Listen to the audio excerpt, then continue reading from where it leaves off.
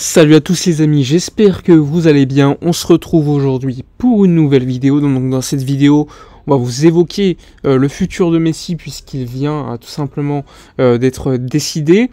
Et je vous évoquerai donc la situation actuelle du Barça au niveau du fair play financier de la Liga pour comprendre évidemment tout ce qui s'est passé et pourquoi Lionel Messi n'est pas venu à Barcelone. Alors, c'est parti, on commence tout d'abord de manière factuelle. Comme vous le savez, le dossier Messi, ça fait déjà quelques mois qu'on l'évoque. Donc il y avait une possibilité pour le retour de l'Argentin à Barcelone. Finalement, on a attendu le hockey de la Liga qui est arrivé hier. Le Barça a donc eu la possibilité de faire une offre au clan Messi.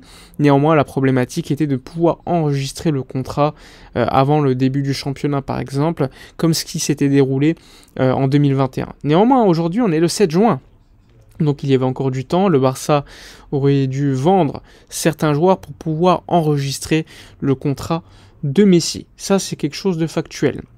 Néanmoins, alors qu'il y a eu des offres, notamment d'Arabie Saoudite, du Barça et de l'Inter de Miami, c'est l'Inter de Miami qui rafle la mise avec une offre énorme, une offre assez dingue, puisqu'un pourcentage des abonnements d'Apple TV seront reversés à Messi, puisqu'il faut savoir que c'est Apple TV qui va diffuser le championnat de MLS, que toutes les franchises de MLS ont également participé financièrement au deal, et qu'en plus de cela, à la fin de la carrière de Messi, il aura également une franchise de MLS qui lui sera tout simplement qui lui appartiendra. Donc beaucoup d'argent était en jeu.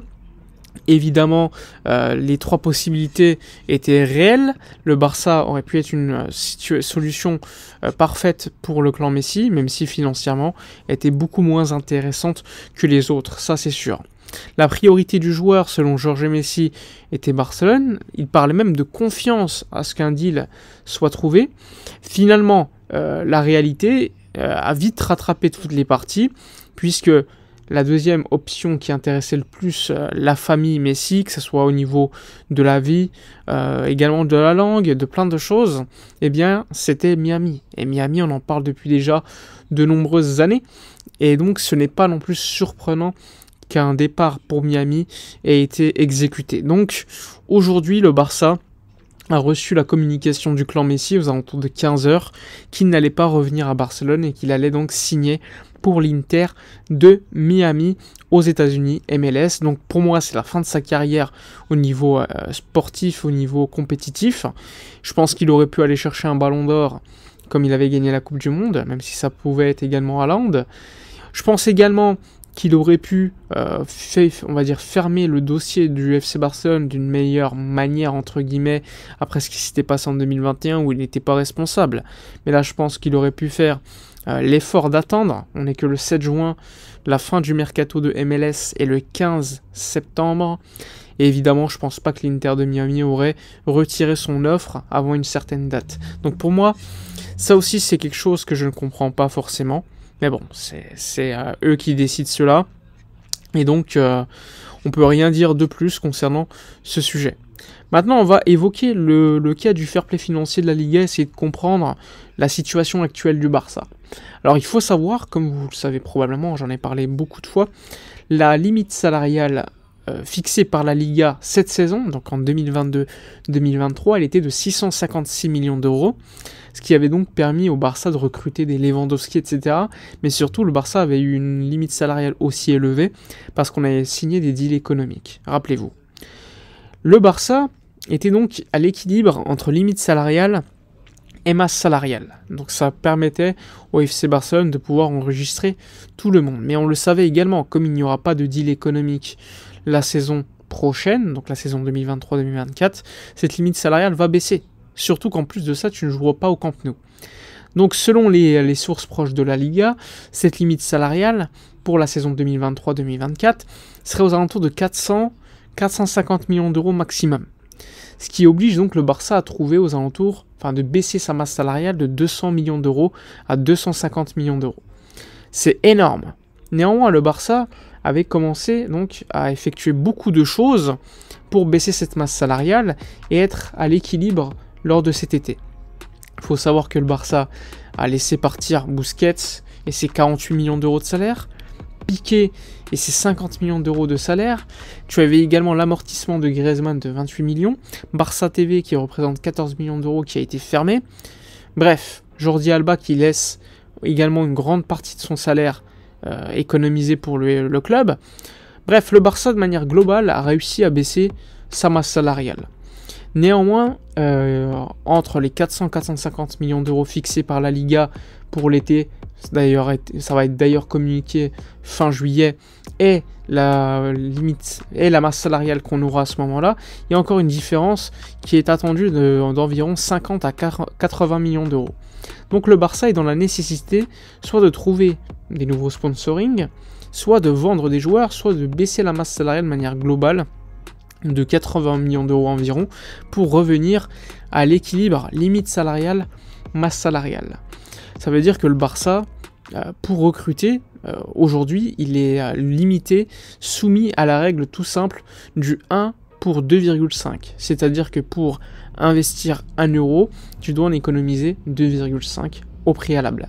Et c'est d'ailleurs pour cela que Messi, avec son offre salariale reçue par le Barça de 25 millions d'euros, eh bien le club aurait dû tout d'abord, avant de pouvoir l'enregistrer, entre guillemets, un départ très important, permettant ainsi au club de pouvoir créer ce fair play financier suffisant pour enregistrer le contrat de Messi. Mais le mercato n'a même pas commencé, et tu n'as pas encore parlé avec certains joueurs pour les faire partir. Donc c'était très compliqué de pouvoir faire le deal Messi au niveau du fair play financier de la Liga, sachant que tu pouvais enregistrer que des joueurs qu'à partir du 1er juillet, parce que ça n'a pas encore ouvert le mercato. Donc il y avait un timing qui était quasiment impossible, voire impossible à respecter pour le Barça, suite aux demandes du clan Messi. Ça c'est factuel. Donc le Barça dans la situation actuelle est donc soumis à la règle des 40%, donc le 1 pour 2,5, jusqu'au moment où il sera à l'équilibre du 1 pour 1. Mais pour cela, il doit vendre de manière efficace. En attendant, chaque départ, chaque économie de salaire permettra au Barça de pouvoir enregistrer de nouveaux joueurs, mais néanmoins de manière limitée, puisque tu ne seras pas au 1 pour 1. Donc si tu veux signer un Gundogan à 12 millions d'euros de salaire brut annuel, tu devras au préalable créer suffisamment au niveau du fair play financier pour l'enregistrer. Donc, il faut savoir que les règles actuelles, c'est le 1 pour 2,5 pour les plus-values comptables sur un transfert. Par exemple, s'il reste 40 millions d'euros à amortir, tu vends le joueur à 60 millions d'euros, tu as une plus-value comptable de 20 millions d'euros. Mais au niveau du fair play financier créé, tu n'as pas 20 millions d'euros. Tu as 20 millions d'euros, tu as 40% des 20 millions d'euros. Et tu as également l'économie de salaire qui, elle, n'est pas complète. Tu as seulement 20% de l'économie de salaire qui va en fair play financier créé. Donc là aussi, c'est des règles qui sont quand même très compliquées. Donc le Barça a comme objectif clair de revenir au 1 pour être tranquille et pouvoir investir de manière un peu plus supérieure lors de ce prochain mercato. Voilà pour l'actualité du Barça, une actualité très compliquée puisqu'il y a 2 jours, Jorge Messi était beaucoup plus optimiste, nous mettant également dans une condition de supra-optimisme pour nous aussi supporters. Donc apprendre cela, c'est un coup dur, même si je l'avais déjà dit sur plusieurs vidéos, le retour de Messi est logique de manière émotionnelle, mais au niveau sportif, moi j'aurais kiffé le voir parce que je pense qu'il peut apporter et qu'il pouvait apporter. Néanmoins, je sais aussi qu'il a un certain âge et que ça aurait été très court-termiste aussi. Donc pour moi, dans tous les cas, qu'il revenait ou pas, ça aurait été une bonne chose. Mais je pense que la situation de faire un petit peu rêver les supporters, eh bien, rend la situation actuelle un peu plus triste pour les supporters de nouveau, qui ont l'impression que malgré les propos de Xavi, de Rafa Yuste, de Matteo Alemany, etc., qui étaient quand même plutôt dans le fait de dire qu'ils voulaient absolument que Messi revienne, que tout dépendait de Messi, ben, finalement ça s'est pas fait. Donc là c'est le point négatif concernant cette affaire. Bref, on a fait le tour du sujet. Comme d'habitude, n'hésitez pas à liker, commenter, partager, à donner vos avis. Je vous dis à la prochaine et d'ici là, comme d'habitude, portez-vous bien.